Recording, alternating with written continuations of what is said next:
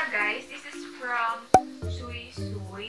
I don't know guys if familiar kayo sa kanya, pero isa siyang authentic K-beauty product. So, yes, Korean products yun. Kung mahilig kayo sa Korean products, i-check out nyo sila kasi naka-sale din sila ngayong 11/11 sale. So, November 11, syempre naman sa Lazada at sa Shopee. Unbox na natin siya kasi ito lang yung na-unbox ko. So, ayan. Tinanggal ko na sila sa pagkaka-wrap nila para hindi na ako mahirapan siya. So, ayan. Andun na siya, guys. OMG, super nice nito, guys. It really reminds me ng mga panahon na uso yung doodle. Alam niyo ba yun, guys? Yes, yung mga kasabayan ko dyan. Since doodle is life noon. Talaga naman yung mga likod ng notebooks natin. Puro doodle, ganyan, doodle arts. So, ayan. Ganyan siya, diba? Parang talaga siyang doodle arts. So, ayan. And you guys, OMG, my heart. Kasi oh, ang cute, diba? So, ayan. Nakalagay dito is Sui Sui. Hindi ko talaga alam, guys, kung yun ba talaga yung pronunciation niya. Pero, ayun. So, ayan. Open na natin kasi. Exit ako. So, pag-open natin. Tcharam! So, may pa-sticker po sila. So, ito yung sticker. And again, guys, may mga ganun. So, super cute. And then, ayan, may mga genuine dyan. Bubble wrap ulit. So, ayan. So, ayun guys, ito yung kanilang Dearmay. Hindi ko alam kung Dearmay pa siya or Dearmay. But, maglalagay na lang ako dito ng, alam mo yun, text. So, ito yung kanilang Dearmay Burns Velvet Tint. So, it comes with 6 shades. Yeah, 6 shades or 5. No.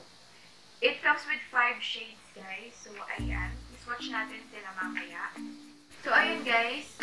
First impression sa packaging niya. Sobrang velvet talaga. I mean, velvet din yung box niya. Ayan. Kung nakikita nyo, wala kayong shine na nakikita, diba? Kasi velvet yung finish niya. As in, sobrang sarap hawakan, ganun. So, ayan. Nakalagay dito yung Breeze Velvet Tint. And dito nakalagay yung shade niya. Ayan. So, kapag binuksan nyo na siya, ito na yung pinaka-packaging niya sa loob. And then, guys, yung body niya is frosty. And then, nandito pa rin naman yung details about sa kanya. And then, nandito yung shade. Ayan. And then, ganito naman, guys, yung handle niya. So, meron siyang stopper dito para hindi agad siya. So, ayan. Yung kanyang applicator, may buta siya sa gitna. Ayan. So, yung mga typical lang na applicator na nakikita nyo. So, ayan. And, nabe-bend siya. Ayan. Para talagang, ano siya sa lips mo. Watch ako ng isa para makita natin yung consistency niya. So, here.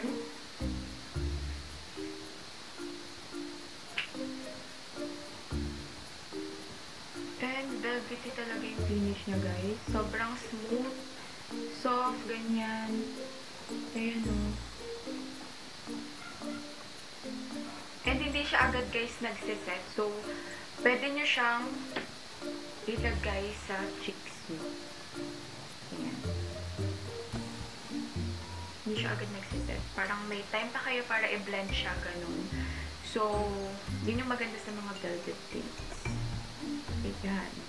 So, ayun guys, proceed na tayo sa mga lip swatches.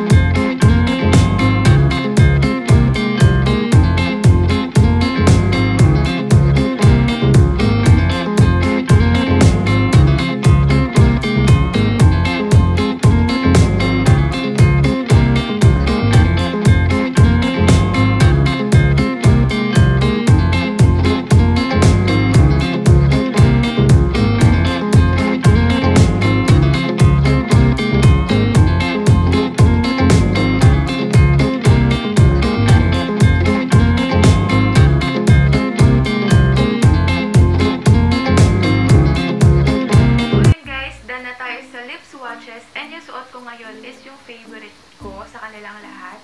So, ito yung number 3 in the shade Beige Jujube.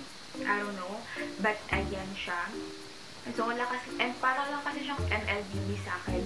Actually, itong number 2 din, MLBB, gano'n. At po kasi guys, sa Velvet Tint is yung talagang multi-purpose yung magagamit ko sa cheeks, sa eyelids, and hindi siya madaling mag-set. So, ayun naman, tinry naman natin siya sa back of my hand ko, and hindi naman siya nagsiset agad, and blendable naman siya. And yung scent naman niya guys is okay lang. Medyo ano siya, may chemical scent na may pagka mocha, ganon. Ganon yung scent niya, pero nawawala din naman siya. Hindi naman siya yung matagal yung scent niya.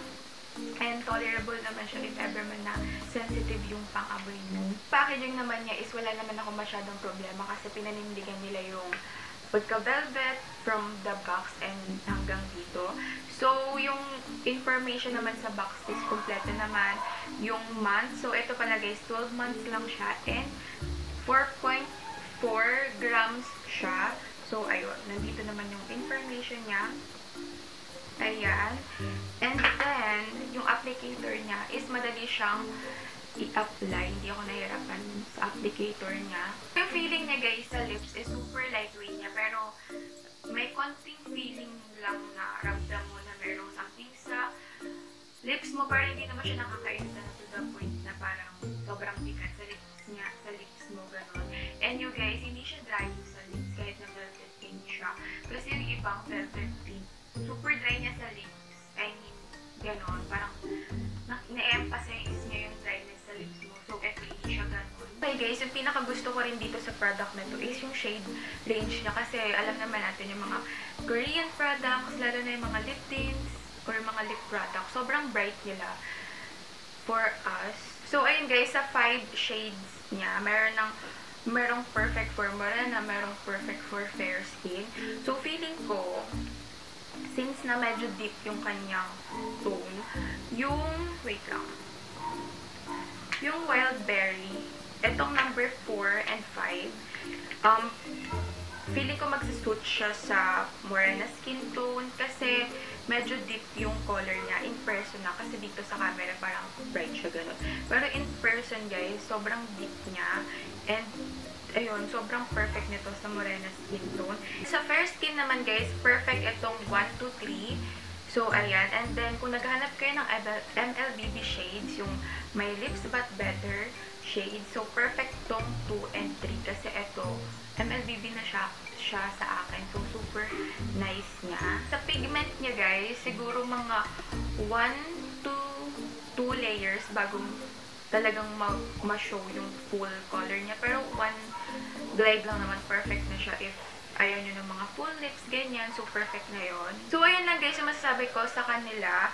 And you guys, don't forget na i-check nyo sila sa 11/11 sale sa Lazada and sa Shopee kasi sale sila. So, ayun. Ilalagay ko na lang yung link nila dyan sa description box. So, ayun lang guys. Thank you guys for watching and see you on my next one. Bye!